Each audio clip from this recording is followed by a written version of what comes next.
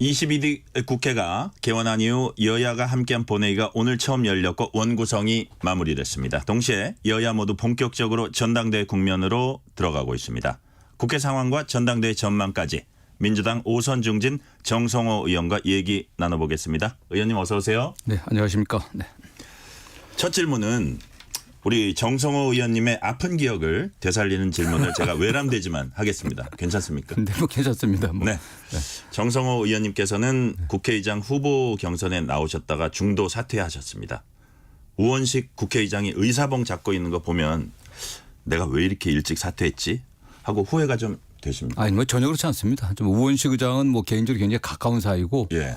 국회 와서 계속 그 개혁적인 을지로위원회를 이끌면서 굉장히 부지런하게 의정활동을 열심히 하신 분이거든요. 충분히 자격이 있는 분이라고 생각하고 뭐 제가 중도에 사퇴하게 된 것은 당 안팎의 상황이 뭐 제가 나가는 것보다는 뭐 다른 분들한테 양보하는 게 좋겠다고 하는 여론이 많아갖고 그냥 순리에 따른 겁니다. 그냥.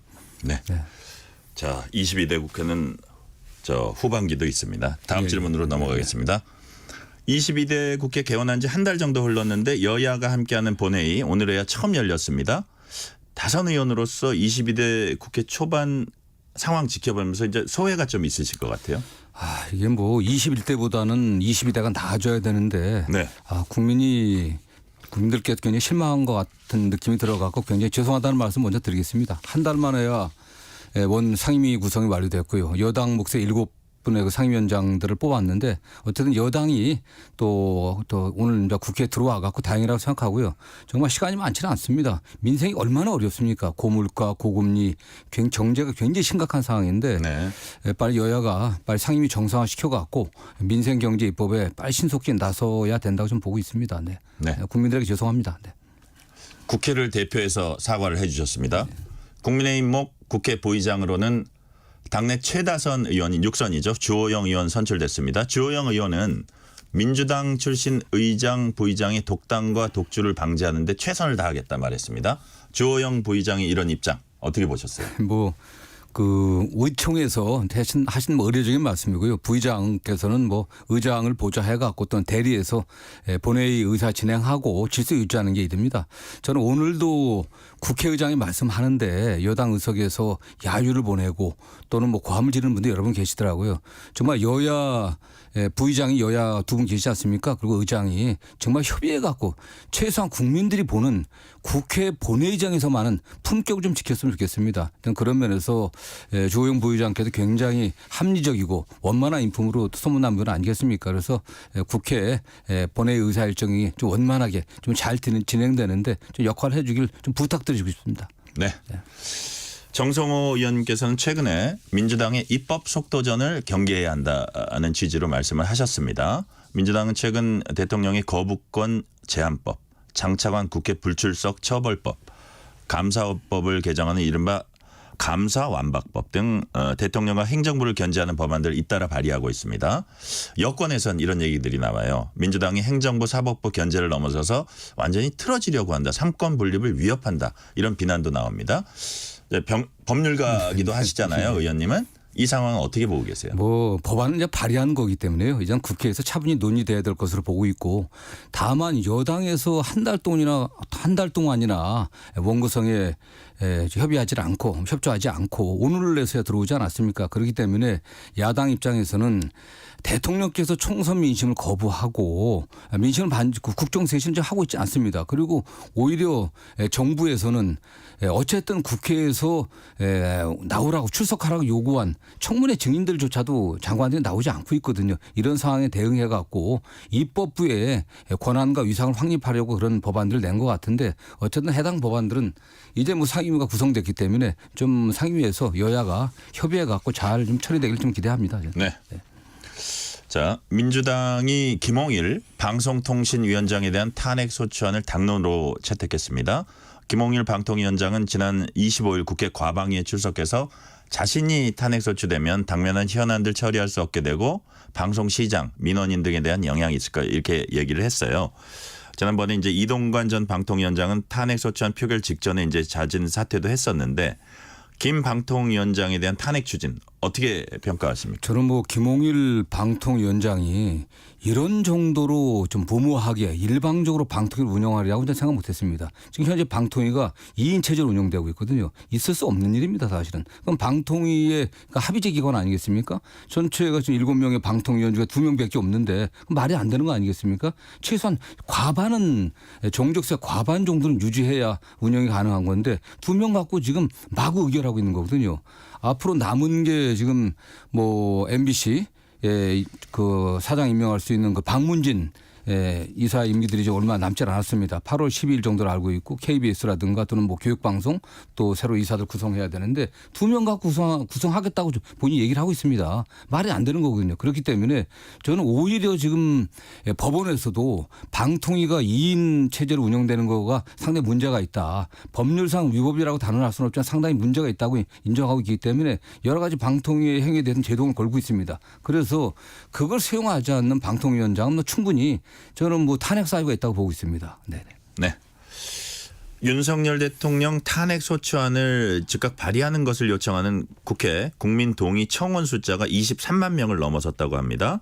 국회는 30일간 5만 명 이상 국민 동의 얻은 사안은 소관 상임위에 회부하는 국민 동의 청원 제도를 운영하고 있는데요. 여기서 이제 소관 상임위는 법사위가 됩니다. 이 청원이 법사위를 거쳐서 본회의까지 통과될 걸로 이제 전망하시는지, 만약에 그렇다면 이게 민주당이 대통령 탄핵 추진을 하는 데 있어서의 어떤 분위기를 잡는다거나 그런 단계로 보시는지 어떻게 보세요? 뭐 일단 탄핵은 헌법상 그 직무를 수행함에 있어서 헌법과 법률을 위반함이 있어야 되거든요. 그런데 네. 그 법률 위반 같은 경우도 좀 중대한 위반이 돼야 되기 때문에 요건은 쉽지는 않습니다. 국회에서 150명 이상의 국회의원들이 발의해 갖고 200명이 의결을 해야 되거든요. 그런데 지금 야권, 지금 여당을 제외한 야권의 전체 의석수는 192석입니다. 8석이 모자라기 때문에 쉽지 않은 상황이고, 다만 이게 법사위에 청원이 들어왔다고 해서 바로 의결되는 게 아니라 소위 청원 소위에 회부돼 갖고 의견을 모아져 갖고 의견이 전체에 부의돼 갖고 전체에서 다시 의결을 돼야 되거든요. 그것도 물론 쉽지 않다고 봅니다. 이런 사안들을 뭐 일방적으로 처리할 수 있는 건 아니니까, 만약 민주당에서 이 청원을 받아들여 갖고 전체 회의에 이 탄핵을 의결하자고 보낼 수 있겠지만, 저는 뭐 정확하게 형식은 잘 모르겠습니다. 그러나 만약 발의를 하려고 하면은 150명이 발의를 해야 되기 때문에 저는 뭐 한다고 하더라도 의결은 쉽지 않고, 다만 현재 상황이 지금 청원 아니고 탄핵 소추안 말씀하시는 그렇죠. 거죠? 탄핵 소추안이요. 그다음에 총선 민심을 대통령께서 거부하고서 전혀 국정쇄신 또 국정의 변화를 좀 보여주지 않고 있거든요. 이런 면에다 어떤 국민들의 분노가 좀 반영된 거라고 보고 있습니다.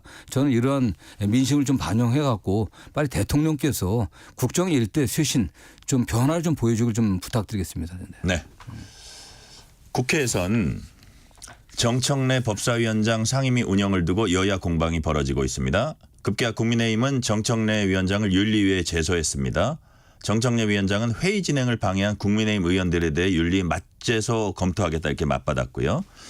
의원님 최근에 법사위에서 일어난 설전에 대해서 서로 자제해야 한다고 이제 말씀하신 적이 있는데, 누구 잘못이 더 큰가요? 이게 뭐 국민들이 보는 앞에서 이게 얼마나 부끄러운 일이겠습니까, 사실은. 이게 더군다나 그날 법사위에 여당 의원들이 처음 출석하셨는데 거기서 언쟁이 있었던 거고요. 뭐 다 보신 국민들이 정말 다 뜨겁다고 얘기를 하고 있습니다.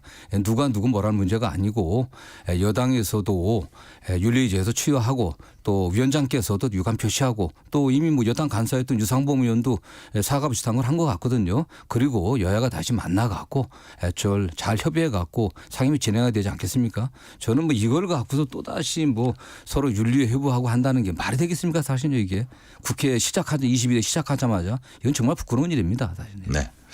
8144님이 우리 정성호 의원님을 엄청 걱정하는 문자를 보내주셨는데 제가 이걸 소개해도 되는지 모르겠어요. 8144님이 정성호 의원님 국회의장 선출 이후 당대표와 멀어진 건 아닌지 궁금합니다. 이러다 비명 전철 밟는 건 아닌가도 우려스럽습니다. 저는 뭐 제가 그 친명 비명으로 나누는 거에 대한 반대를 하고 있고요. 이재명 당대표와는 언제라도 제가 대화를 나눈 사이고요. 또 여러 가지 당의 문제점이 있으면 늘 말씀을 드립니다. 저는 뭐 이재명 대표와 뭐 매우 가깝다는 건 다 아는 사이 아니겠습니까? 그다음에 다만 이게 문제가 있다는 건 문제가 있다고 지적을 해야 되죠. 이런 면에서 아무도 문제 제기를 안 하고 다 똑같은 생각을 갖는 게 그게 정상적이진 않는 거 아니겠습니까? 그게. 네.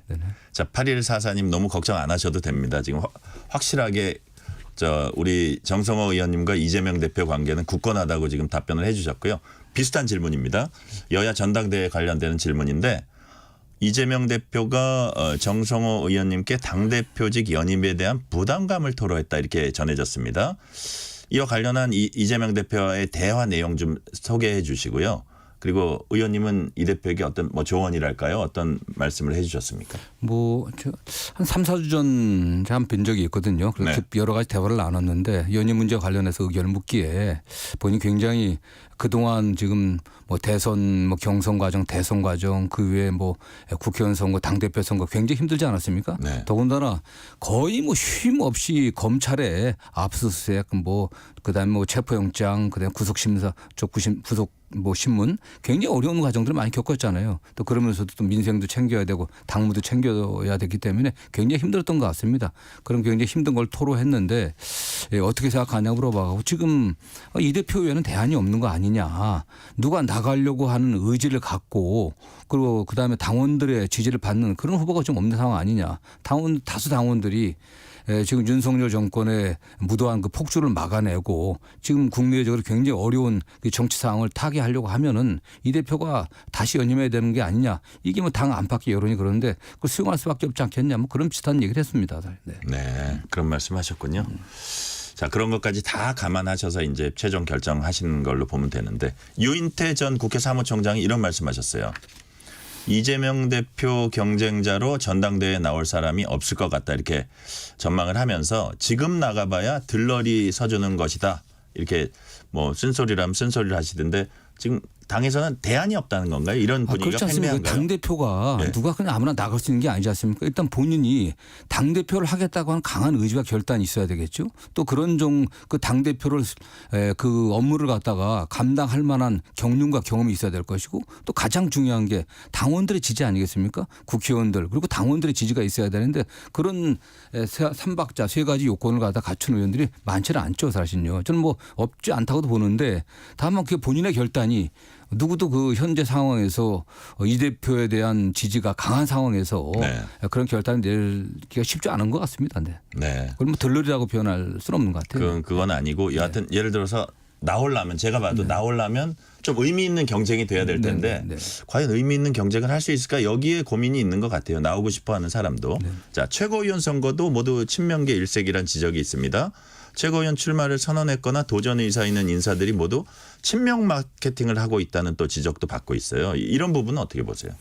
지금 가장 유력한 그 차기 당대표가 이재명 그 대표 아니겠습니까? 전 네네. 대표죠. 지금 사퇴한 상황이기 때문에 그런 상황에서 소위 말하면 이재명 그 당대표와 가깝다.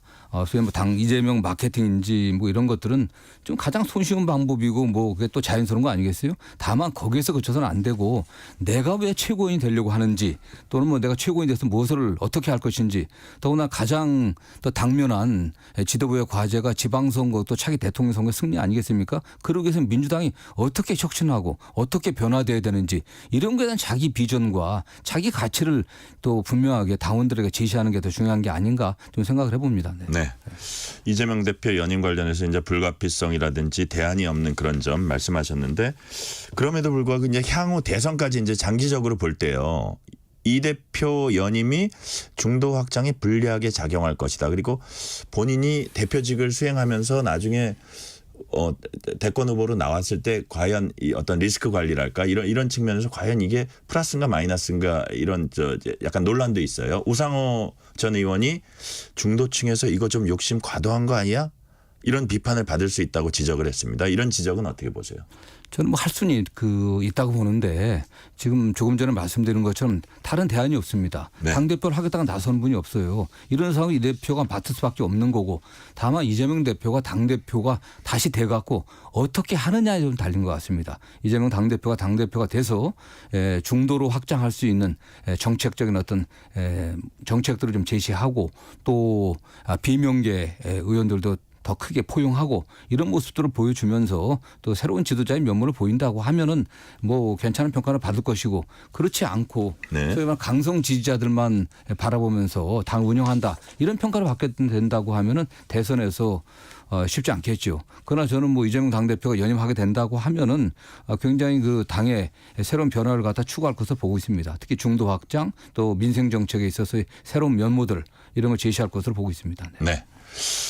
이재명 대표가 단독 출마할 경우에 전당대회 흥행 측면에서 이제 국민의힘과 차이가 많이 날 거다. 이 부분은 좀 약간 감수해야 될 현실이 아닌가 싶은데요. 이제 국민의힘은 4파전으로 연일 공방 벌이면서 컨벤션 효과 이제 누린다고 볼 수 있는데 그래서 이런 얘기가 있더라고요. 민주당이 전당대회 흥행을 위해서 지역별로 그냥 경선 결과를 발표하는 지역 순회 방식이 아니라 최종 경선지에서 한꺼번에 결과 공개하는 원샷 경선 방안도 검토하고 있다고 하는데 이게 도움이 될까요? 저는 뭐 그 약간 궁금증을 좀 더 낳게 할 수 있겠죠. 네네. 뭐 큰 차이는 없어 보이는데 뭐 그 지역 다니면서 뭐 찬반 투표해 갖고 그 결과 발표하는 것보다는 모아서 하는 게 나을 거라고 좀 보고 있고요.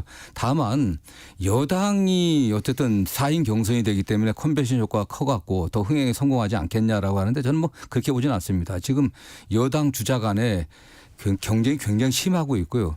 그 사실상 친윤을 내세우고 있는 원희룡 장관과 또 사실상 뭐 반윤으로 지금 낙인 찍혀가고 있는 한동훈 전 법무부 장관과의 그 갈등이라든가 이런 것들이 크게 노정돼 갖고 네. 저는 오히려 그 여당 같은 경우는 당대표 경선 과정에서 굉장히 갈등과 분열이 노출돼 갖고 크게 뭐 컨벤션 효과가 날 것 같지 않아 보입니다. 사실. 네.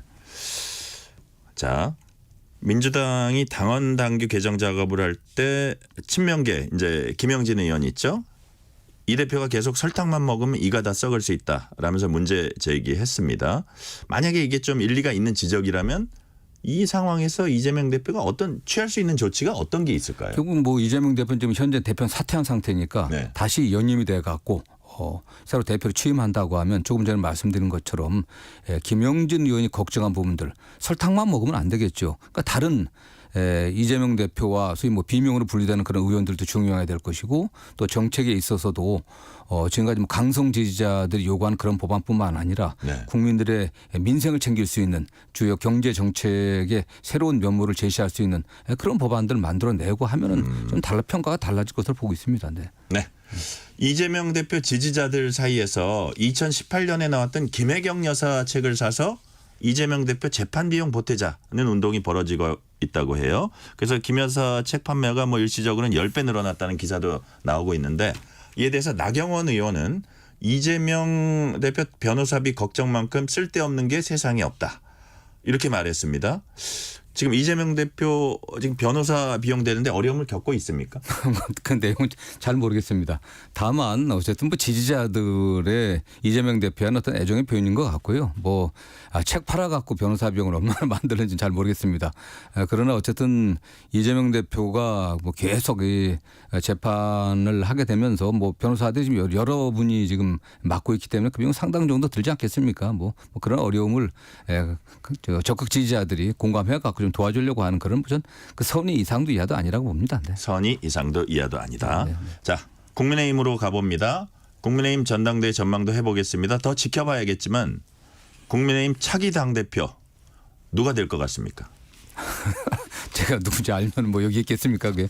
그러니까 결국은 이게 한 분이 특히 가장 앞선다고 하는 한동훈 전 장관이 과반을 첫 번 그 경선에서 과반을 넘냐 안 넘냐 이게 달린 거 아니겠습니까? 일단은 그게 관전 포인트다. 예, 결선이 있냐 없냐겠죠. 그러니까 과반 못 넘으면 결선 투표를 해야 되는데 네. 저는 바로 한동훈 장관이 당선될 확률이 50%, 결선에 갈 확률이 50%고요. 결선에 가서 이기고 지는 확률도 역시 50%라고 보고 있습니다. 네.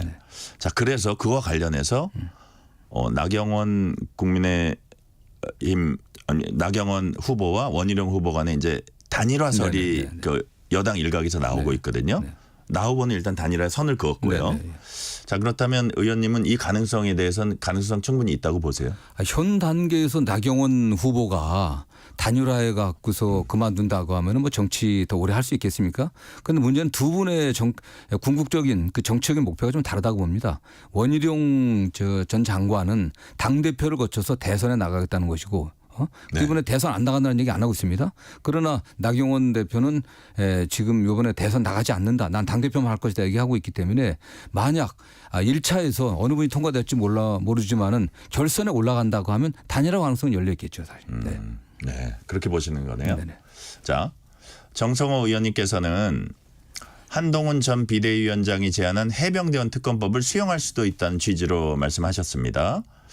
여기에 대해서 당권 주자인 방금 말씀하신 원희룡 전 장관은 이재명 어버이당이 사법 리스크를 피하기 위한 대통령 탄핵의 초시계를 작동시킨 것에 말려드는 순진하고 위험한 정치다 이렇게 비판을 했습니다. 관련해서 윤상현 의원은 한 전 위원장이 민주당 후보로 나온 것 같다 이런 얘기도 했어요. 이런 비판들은 어떻게 평가하세요? 저는 일단 이 그 원희룡 장관 같은 경우는 이 최상병 특검법이 탄핵으로 가는 디딤돌이다 이런 평가를 하고 있는 것 같아요. 그 예, 윤상현 의원도 그렇고요. 네. 그러나 저는 이건 뭐 탄핵으로 가기 위한 게 아니라 이게 최상병 사건의 실체적 진실을 밝혀야 되는 거 아니겠습니까? 지금 그 최근에 여러 가지 국회 청문회라든가 또는 뭐 언론의 취재에 의하면 대통령실이 상당한 정도 관여했다고 하는 것이 드러나고 있거든요. 그래서 저는 그 진실을 좀 밝혀야 되기 때문에 특검이 꼭 필요하다고 보고 있고 다만 그 지금 뭐 제가 이 한동훈 특검법에 대해서 민주당 내부에서는 추천권자가 대법원장이기 때문에 이것은 좀 문제가 있다라고 하면서 반대하는 분이 계시지만 저는 이번 회기나 7월 임시에 7월 안에 이걸 처리한다고 하면 처리 가능성만 있다고 하면은 한동훈 특검법을 받아갖고 처리하는 게 좀 옳다고 생각합니다. 여야 합의로 하는 게 좋다. 그렇죠. 왜냐하면 합의하지 않게 되면 결국 민주당만의 특검법을 갖다 국회에 통과시킨다고 한들 대통령께서 거부할 건 확실한 거 아니겠습니까? 그렇기 때문에 그렇게 돼갖고 다시 다음 회기에 발의 이걸 또 법안을 내고 하는 것은 이게 굉장히 사건 실체를 밝히는데 문제가 있죠. 사실 어려워지는 거 아니겠습니까? 쉽게 말해서 민주당의 입맛에는 덜 맞지만 그래도 특검을 어떤 방식으로든지 합의해서 추진하는 게 더 낫다는 네, 취지로. 그렇습니다. 특히 뭐 개혁신당에서 네. 추천권자를 대법원장이 아닌 대한변협회장으로 했는데 저는 뭐 네네. 그것은 더 낫다고 보고 있고요. 그래갖고 한동훈 비대위원장을 지지하는 여권 내 국민의힘 내 국회의원 17명이라는 얘기도 언론 보도가 나오는데 네. 그분들이 나서갖고 한동훈 특검법 발의하든지 아니면 본회의에 발의해서 수정안 내면 된다고 봅니다. 그렇게 처리하면은 저는 뭐 그게 굉장히 이걸 민주당만의 법안 갖고 거부권 행사해 갖고 오히려 처리가 안 되는 것보다 낫지 않나라는 게 제 생각입니다. 그래서 합의하면 현실적으로 특검법을 추진할 가능성이 더 높아진다. 네. 그런 취지로 말씀하시면서 탄핵 열차라기보다는 이거는 실체적 진실 규명이 우선이다라는 말씀해 주셨고요. 제가 마지막 질문 드릴게요. 이전 국회에서 국방위 활동하셨잖아요. 네네네. 그리고 또 그 지역구가 접경 지역입니다. 나경원 의원이 자체 핵무장론 띄웠습니다. 여기에 대해서 어떻게 생각하세요? 저는 이게 뭐 여당의 그 선거 때마다 나오는 무슨 시즌 상품 같습니다. 이게 뭐 일부 그 보수 지지자분들의 표를 얻는 데 도움이 될지 모르겠지만 굉장히 위험한 발상 아니겠습니까? 지금 이미 그 우리 핵무장 관련해서는 네. 뭐 윤석열 대통령이 가장 큰 성과라고 하는 워싱턴 선언에서 결론이 났던 겁니다. 우리가 핵 확산 방지 협정 NPT 우리가 준수하고 네. 한미 원자력 협정 준수하겠다고 약속했거든요.